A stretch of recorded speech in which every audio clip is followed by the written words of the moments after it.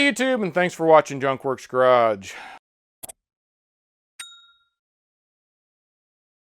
I've been doing videos for a little over 10 years now. So in that case, a lot of my first videos that still, I think, have pretty good information in them are not being watched at all because YouTube, they're just too old for YouTube to want to use them, I guess, or put them up on their lists. So in that case, also, YouTube is not paying all that well, so hit that thumbs up and subscribe and all those good things. I appreciate it very much.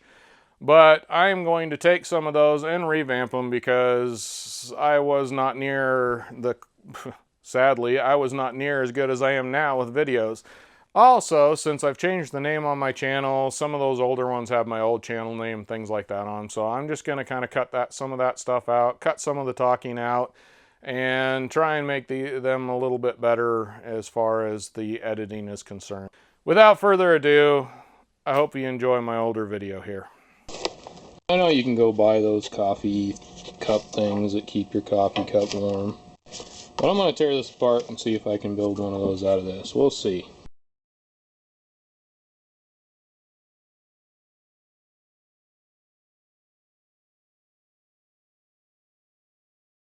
I think I'm going to go ahead and put the bottom on here.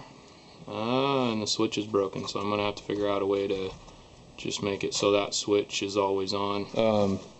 The best thing would be take the back off, just unscrew screws, pull the back off, make sure you try and find one that's got a switch on it, and then you wouldn't have to do any of this. So in fact, it's probably not super safe to do this, but until I find one with a switch, which next time I do, I'll probably throw this in my scrap and put a switch on it. But I'm going to button it up, put the back on it. It seems to be working pretty well.